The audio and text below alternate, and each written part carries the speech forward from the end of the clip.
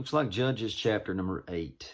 And the men of Ephraim said unto him, Why have you served us thus, that you called not us when you went to fight with the Midianites?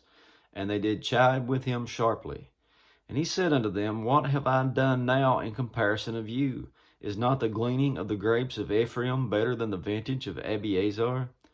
God has delivered into your hands the princes of Midian, Oreb and Zeeb, and what was I able to do in comparison of you? Then their anger was abated toward him when he had said that. And Gideon came to Jordan and passed over, he and the 300 men that were with him, faint, yet pursuing them. And he said unto the men of Succoth, Give, I pray you, loaves of bread unto the people that follow me, for they be faint, and I am pursuing after Zebah and Zalmunna, kings of Midian. And the princes of Succoth said, Are the hands of Zebah and Zalmunna now in thy hand, that we should give bread unto your army? And Gideon said, Therefore, when the Lord has delivered Zebah and Zalmunna into my hand, then I will tear your flesh with the thorns of the wilderness and with briars. And he went up thence to Penuel, and spake unto them likewise, and the men of Penuel answered him as the men of Succoth had answered him. And he spake also unto the men of Penuel, saying, When I come again in peace, I will break down this tower. You don't forget stuff like that, I guess. He says, Now Zebah and Zalmunna were in Karkor, and their hosts were with them, about 15,000 men, all that were left of all the host of the children of the east, for there fell 120,000 men that drew sword. And Gideon went up by the way of them that dwelt in tents on the east of Nobah and Jogbehah, and smote the host, for the host was secure.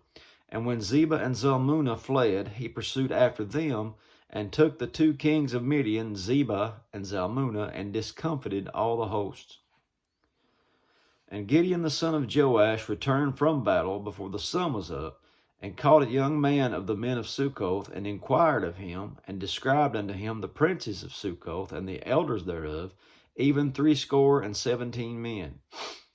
And he came unto the men of Succoth, and said, Behold, Zebah and Zalmunna, with whom you did upbraid me, saying, Are the hands of Zebah and Zalmunna now in your hand, that we should give bread unto your men that are weary? And he took the elders of the city, and the thorns of the wilderness and briars, and with him taught the men of Succoth. That don't sound very pleasant, does it? He beat down the tower of Penuel, and slew the men of the city. Then said he unto Zebah and Zalmunna, What manner of men were they whom you slew at Tabor? And they answered, As thou art, so were they. Each one resembled the children of a king. And he said, They were my brethren, even the sons of my mother. As the Lord lives, if ye had saved them alive, I would not slay you. And he said unto Jether, his firstborn, Up and slay them. But the youth drew not his sword, for he feared, because he was yet a youth. Then Zebah and Zalmunna said, Rise thou and fall upon us, for as the man is, so is his strength. And Gideon arose and slew Zebah and Zalmunna, and took away the ornaments that were on their camels' necks. Then the men of Israel said unto Gideon, Rule thou over us, both you and your son's son also, for you have delivered us from the hand of Midian. And Gideon said unto them, I will not rule over you, neither shall my son rule over you. The Lord shall rule over you. And Gideon said unto them, I would desire a request of you, that you would give me every man the earrings of his prey, for they had golden earrings, because they were Ishmaelites. And they answered, We will willingly give them. And they spread a garment, and did cast therein every man the earrings of his prey.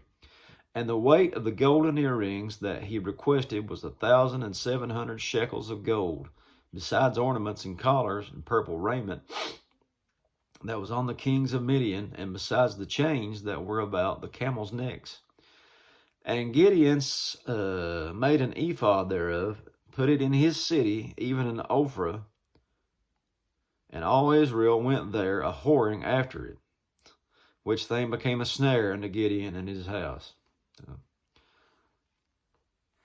Thus was Midian subdued before the children of Israel, so that they lifted up their heads no more, and the country was in quietness 40 years in the days of Gideon, And Jerubbaal the son of Joash went and dwelt in his own house. Jerubbaal's Gideon. And Gideon had 70 sons of his body begotten, for he had many wives. And his concubine that was in Shechem, she also bare him a son, whose name was called Abimelech. And Gideon the son of Joash died in a good old age, and was buried in the sepulchre of Joash his father, in Ophrah of the Abiezrites. And it came to pass, as soon as Gideon was dead, that the children of Israel turned again, and went a-whoring after Balaam, and made Baal-Beroth their god. And the children of Israel remembered not the Lord their God, who had delivered them out of the hands of all their enemies on every side. Neither showed they kindness to the house of Jerubbaal, namely Gideon, according to all the goodness which he had showed unto Israel. What have you done for me lately? It don't take long for them to forget, does it? But that's chapter 8, and that's the way of it. We'll see you again next time. God bless.